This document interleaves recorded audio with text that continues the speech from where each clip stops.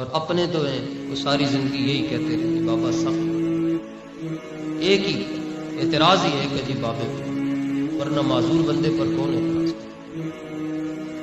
معذور بندے کو تو دشمن بھی معاف کر، یہاں اپنوں نے کہا سخت ہے۔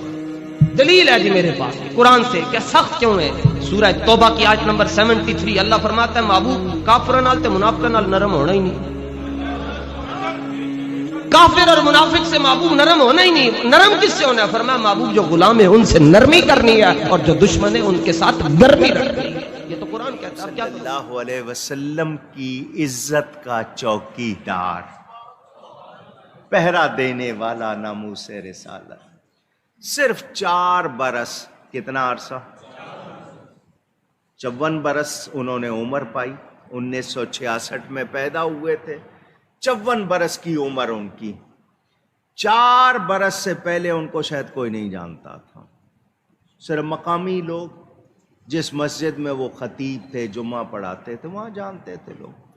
ایک حادثے میں، تلا گنگ میں ایک حادثے میں، ایکسیڈنٹ میں ان کو تکلیف ہو گئی تھی جس کی وجہ سے وہ چل نہیں سکتے تھے۔ ممتاز قادری نام سنا ہے؟ پہچانتے؟ جب اس پر مقدمہ بنا اور اس کو سزائے موت سنائی گئی، اس وقت یہ شخص جس کا نام خادم حسین رضوی میدان میں آیا، تحریک لبیک یا رسول اللہ صلی اللہ علیہ وسلم۔ نعرہ تو ہم شروع سے لگاتے آ رہے ہیں، مگر اس نعرے کو بچے بچے کی زبان پر جاری کروایا ہے تو خادم حسین رضوی صاحب نے کرایا۔ لگاؤ نا نعرہ۔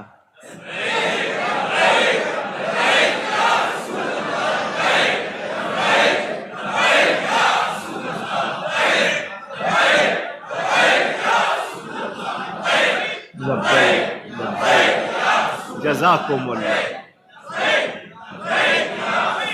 لبیک یا رسول اللہ صلی اللہ علیہ وسلم۔ اس نعرے کو لے کر وہ متحرک ہوئے ممتاز قادری کے دفاع میں، اس کو بچانے کے لیے میدان میں آئے، اور دیکھتے ہی دیکھتے پوری دنیا میں پہچانے گئے۔ پھر ختم نبوت کا مسئلہ آیا تو انہوں نے یہ نعرہ بھی بلند کیا، تاجدار ختم نبوت زندہ باد زندہ باد۔ یہ نعرے لگائے، باوجود معذور ہونے کے مجاہدانہ کام کیے۔ لوگ ان کی سچائی کی وجہ سے ان کے ساتھ ہو گئے۔ نعرے تو بہت سے لوگ لگاتے ہیں لیکن وہ شخص موت سے نہیں ڈرتا تھا،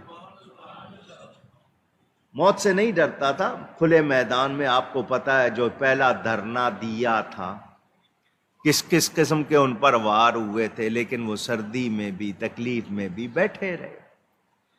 پھر ان کو گرفتار کر لیا گیا۔ گرفتار جب کیا اس حکومت نے آ کر، تو انہوں نے جتنے بھی عرصہ جیل میں رکھا، جیل میں رہے، مگر اپنا نعرہ نہیں بدلا، اپنا موقف نہیں بدلا۔ باہر نکلے تو پھر وہی کام۔ ماشاءاللہ 4 برس میں انہوں نے جو کردار ادا کیا وہ بھلایا نہیں جا سکتا، وہ تاریخ پہ نقش ہو گیا۔ ابھی جو تازہ انہوں نے دھرنا دیا تھا یہ فرانس والوں نے، جنہوں نے نبی کریم صلی اللہ علیہ وسلم سے منسوب کر کے خاکے بنائے تھے، اس پر انہوں نے احتجاج کے لیے جو دھرنا دیا، اس دھرنے میں وہ جس وقت گئے تھے تو بیمار تھے، بخار تھا، لیکن شیلنگ کتنی ہوئی ہے وہاں پہ، گیسز کتنی، اور کیا کچھ گورنمنٹ نے کیا، اس کی وجہ سے ان کی طبیعت بہت زیادہ بگڑی۔ یہاں تک کہ بتایا گیا کہ ان کو ڈرپ لگی ہوئی تھی اور وہ پھر بھی وہیں کرسی پر بیٹھے ہوئے تھے۔ بارش بھی ہوئی، 103 بخار بتایا جا رہا ہے، واللہ عالم، کہ 103 ان کو بخار تھا، سردی تھی، بارش تھی، ڈرپ لگی ہوئی تھی، مگر وہ بندہ وہیں بیٹھا ہوا تھا۔ پھر بہرحال مذاکرات میں جو بھی فیصلہ ہوا، گورنمنٹ کے ساتھ جو بھی ہوا، اب نہیں معلوم کہ وہ اس تکلیف کی وجہ سے وفات پا گئے ہیں یا رستے سے ہٹایا گیا ہے، ڈرپ میں کچھ ملا دیا گیا ہو، کوئی اور کاروائی، واللہ اعلم، کیوں میں دعوے سے کچھ کہہ سکتا نہیں۔ بہرحال 4 سال کے اس عرصے میں اس شخص کو دنیا نے پہچانا۔ کیوں پہچانا؟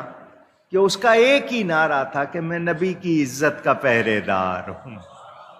کوئی دنیاوی وہ انہوں نے نہیں کیا، الیکشن بھی ہوا تو ان کو بہت زیادہ ووٹ ملے۔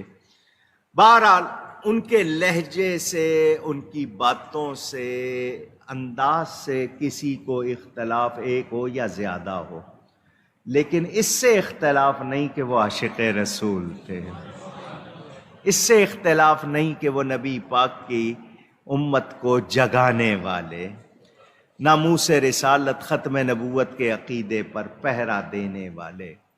بہت بڑا نقصان ہے، ان کی وفات ہمارے لیے بہت بڑا نقصان ہے۔ چلے گئے وہ، جنازہ پہلے یہ طے ہوا تھا جمعے کے بعد ہوگا، اب کل صبح 10 بجے مینار پاکستان لاہور میں ان کا جنازہ رکھا ہے۔ اللہ تعالی ان کے درجات بلند فرمائے۔ بیٹے ہیں ان کے 2، اب کون کس طرح اس تحریک کو لے کے چلتا ہے، لیکن وہ جو مقصد ہے وہ تو ہر سنی کا ہے، وہ تو ہر مسلمان کا ہے۔ ختم نبوت کی حفاظت بھی، ناموس رسالت کے لیے بھی ہم نے جو کام کرنا ہے، حالانکہ محافظ اللہ تعالیٰ ہے، مگر ہم نے ایمانی غیرت کا جو تقاضا ہے وہ پورا کرنا ہے۔ لیکن بہت صدمہ ہے، بہت صدمہ۔ ایک بہت قیمتی شخص ہم کھو بیٹھے۔ رضینا بقضاء اللہ، اللہ تعالی سنیوں کو ان کا اچھا بدل عطا فرمائے، اور اس مشن کو آگے ہر سنی نے لے کے چلنا ہے۔ گورنمنٹ والے، سارے میڈیا والے جو ہیں وہ ان کے ویسے تو بیان نشر نہیں کرتے تھے کہ انہوں نے یہ مطالبہ کیا ہے، یہ کہا، لیکن کل سارے لگے ہوئے تھے، رات بھر سارے چینل لگے ہوئے تھے۔ سوشل میڈیا والے، فیس بک کی اپنی پالیسی ہے، وہ ممتاز قادری کا نام آ جائے، خادم حسین رضوی کا نام آ جائے تو آپ کو 1 مہینے کے لیے بلاک چھٹی کر دیتے ہیں۔ میں مولانا اکاڑوی اکیڈمی کا جو فیس بک پہ اکاؤنٹ ہے، وہ صرف غیر مسلموں کے نبی پاک کے بارے میں بیان چھاپے تو اس کو 1 مہینے کے لیے بلاک کر دیا۔ یہ تو حال ہے اسلامی جمہوریہ پاکستان، اور دیتی آپ کی گورنمنٹ ہے، سب کچھ تو آپ کے ہی تحت ہے نا، پیمرا وغیرہ اور جو پی ڈی اے وغیرہ جو ہوتا ہے آپ کا۔ اللہ معاف کرے، اللہ تعالی ہم سب کو غیرت ایمانی عطا فرمائے، اس وطن کے لیے، دین کے لیے ہمیں سچا مجاہد بنائے۔ مولانا خادم حسین صاحب رضوی نے خادم حسین ہونے کا حق ادا کیا، انہوں نے ثابت کیا کہ وہ واقعی خادم حسین، حسینی مشن کی انہوں نے خدمت کی ہے۔ ایسی خدمت پہ لاکھوں سلام، ایسی خدمت پہ۔ تو انہوں نے جو کیا اللہ تعالی قبول فرمائے۔ اگر کسی نے ان کی جان لی ہے، کچھ گڑبڑ کی ہے، تو اللہ اس کو بے نقاب کرے اور اسے نشان عبرت بنائے، اور جنہوں نے ایسا کیا ہے اللہ ان کو ان کے انجام تک پہنچائے۔ ملک ہے ہمارا، ہم لوگ سو رہے ہیں، یہودیوں قادیانیوں نے ہمارے ملک کو تباہ کرنے میں پورا زور لگا رکھا ہے۔ اللہ تعالی اس وطن کی حفاظت فرمائے۔ ہم سب اس غم میں شریک ہیں اور دعائی کر سکتے ہیں، اللہ تعالی اہل سنت پر مہربانی ہے کہ ظالم حکمران کے سامنے کلمہ حق کہنا یہ سب سے افضل ایمان کا درجہ ہے، اور آپ حضرات سب مسجد میں بیٹھے اس بات کا اقرار کرو گے کہ یہ ایسا امیر المجاہدین، ایسا مرد کلندر تھا کہ حق بات کرنے میں بالکل ذرا ڈرتا نہیں تھا، بلکہ اگر میں یہ کہہ دوں تو بے جا نہ ہوگا، اس ایک مرد کلندر سے امریکہ جیسی حکومت بھی ڈر رہی تھی، فرانس والے بھی ڈرے، انڈیا والے بھی ڈرے۔ مولانا خادم حسین رضوی صاحب جو ہیں، یہ کچھ ان کو گستاخان رسول صلی اللہ تعالی علیہ وسلم پر غصہ اتنا آ جاتا ہے کہ بعض اوقات وہ آپ پہ سے باہر ہو جاتے ہیں۔ جو کام وہ کر رہے ہیں نا، وہ کام جو ہے وہ ایسا کام ہے کہ پاکستان میں آج تک کسی نے نہیں کیا، بلکہ پوری دنیا میں ایک منفرد طرز کا وہ کام ہے۔ تو اللہ تعالیٰ کے فضل و کرم سے ایسے لوگوں کو ہمیں ان کی قدر کرنی چاہیے، اور جس مقصد کے اندر وہ جوش میں آ کے یہ کہتے ہیں تو ہم سمجھتے ہیں کہ کچھ ان کے بھی جذبات ہیں، کچھ ان کی بھی وہ مجبوری ہے کہ حالت اضطرار ان پر غالب ہو جاتی ہے۔ ہمیں یہی توجہ کرنی چاہیے، باقی اس شخص کے تقوی پر کسی کو اعتراض نہیں۔ جی شب بیدار ہے، روزانہ وہ گاڑی میں بیٹھے بیٹھے 15-20 سپارے تلاوت کرتا ہے، حافظ ہے، 15-20 سپارے وہ شخص تلاوت کر لیتا ہے۔ گاڑی میں بیٹھتا ہے تو ہمیشہ 2-3 کتابیں ساتھ ہوتی ہیں، جن گاڑی میں بیٹھ کے وہ اگر فارغ ہے تو وہ پڑھتا ہے، اور اگر یہ دونوں کام نہیں تو پھر درود شریف پڑھتا ہے۔ جن لوگوں نے ان کے ساتھ سفر کیا انہوں نے بتایا کہ پورے سفر کے اندر یہ مولانا خادم حسین صاحب جو ہے اپنے ساتھیوں کے ساتھ بالکل کلام نہیں کرتے، بالکل کلام نہیں کرتے، اور روب ان کا اتنا ہے کہ جو لوگ ان کے ساتھ ہوتے ہیں ان کو جرت بھی نہیں ہوتی کہ ان سے کوئی بات کرے۔ سمجھ شریف میں بات آئی ہے نا، صرف عبادت میں سارا وقت درود شریف میں گزارتے ہیں، قرآن پاک کی تلاوت میں گزارتے ہیں، یا کوئی حدیث پاک کی کتاب یا سیرت کی کتاب پڑھنے میں وہ گزارتے ہیں۔ یہی ان کا حال ہے۔ پھر جب وہ اپنے گھر پہ ہوتے ہیں، اپنے آفس میں بیٹھتے ہیں، تو وہاں بھی یہی حال ہے، کسی کو جرت نہیں ہوتی ان کے پاس جانے کی۔ اگر کسی نے پیغام پہنچانا ہے تو بڑے ادب کے ساتھ جا کے تو وہ پیغام پہنچا کے اندر آئے گا۔ تو یہ ان کا مزاج ہے۔ مزاج میں بعض اوقات مزاج کے اعتبار سے بعض اوقات بعض غلطیوں کی معافی بھی ہوتی ہے۔